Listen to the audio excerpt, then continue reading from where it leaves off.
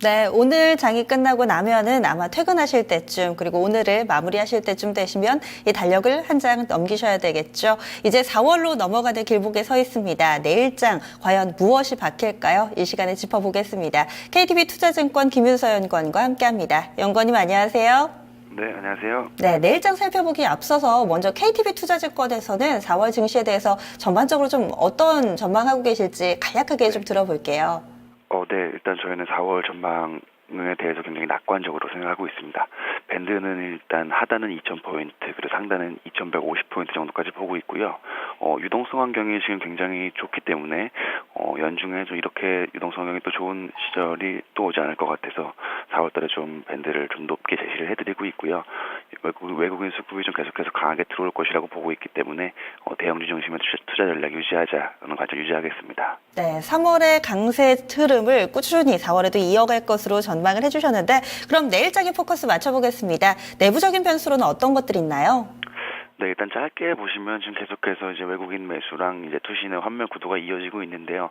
그 외국인 매수 강도가 생각보다 좀 강하지 않습니다.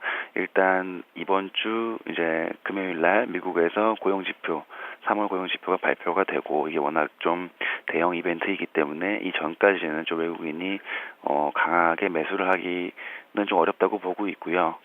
반면에 이제 투신에서는 계속해서 환매 물량이 나오고 있기 때문에 물론 좀 긍정적인 부분은 투신의 환매도 지난주보다 좀 약해진 모습입니다.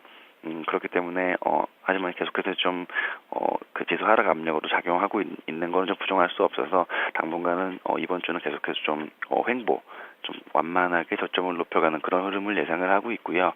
그리고 4분기는 이제 또 실적 시즌이 시작이 되는데 아무래도 진짜 1분기 기업 실적에 대해서는 4분기보다는 좀 나아질 거라고 보고 있습니다. 일단 지금 기업 실적 추정치 자체가 이제 더 이상 하향 조정이 되지 않고 있고 오히려 좀 조금씩 상향 조정이 되고 있기 때문에 이 부분이 좀 단기 관점에서 이제 한국 시장은 더 이상 기업 이익이 깎이는 그런 그런 국면을 끝났구나. 이제 기업 이익이 좀 미약하지만 좀 완만하게 좀 상향되는 그런 국면으로 접어들고 있구나라는 시각이 좀 지배를 하면서 외국인 수급이 좀 계속해서 들어올 거라고 보고 있습니다. 네. 그러면 오늘 그리고 내일 같은 경우는 좀 월말 월초입니다. 경제지표 꾸준히 좀 이어지는데요. 내일장에서는 좀 어떤 경제지표를 눈여겨보는 게 좋을까요? 네, 일단 단기적으로는 그 유럽 쪽 경제 지표 계속해서 좀 주목을 하고 있습니다.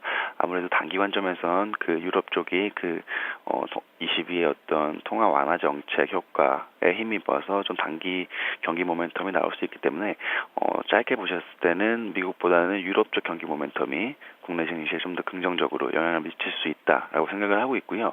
이와 관련해서 내일 그 독일의 2월 소매 판매 그리고 유로존의 3월 소비자 물가가 발표가 됩니다. 일단 독일의 2월 소매 판매 자체는 컨센서스를 상회할 경우에 좀 유럽 경기 회복에 대한 그런 기대감이 좀 강해질 수 있다고 보고 있고요. 소비자 물가 같은 경우에는 일단 최근에 좀 저유가 그러니까 유가 급락세가 좀 멈췄고 또 달러 강세도 좀 멈춘 상황이기 때문에 물가도 좀 미약하지만 반등을 할 수 있을 거라고 보고 있습니다. 그리고 이제 이 두 가지 지표가 좀 시장에 긍정적으로 작용할 경우에는 그 달러와 강세에 좀 제동이 걸리면서 좀 글로벌 위험 자산 선언은 좀 더 강해지지 않을까라고 생각을 하고 있고요. 이 부분은 국내 증시 그 외국인 수급에 좀 긍정적으로 영향을 미칠 거라고 생각을 하고 있습니다. 그럼 전반적으로 오늘 탄력이 좀 강하지는 않은데 그래도 상승 추세 이어지고 있거든요. 내일장도 이런 흐름 좀 이어질 것으로 전망을 하세요? 네, 꾸준히 그 대형주는 지금 비중을 확대하시는 그런 전략이 필요하실 것 같고요.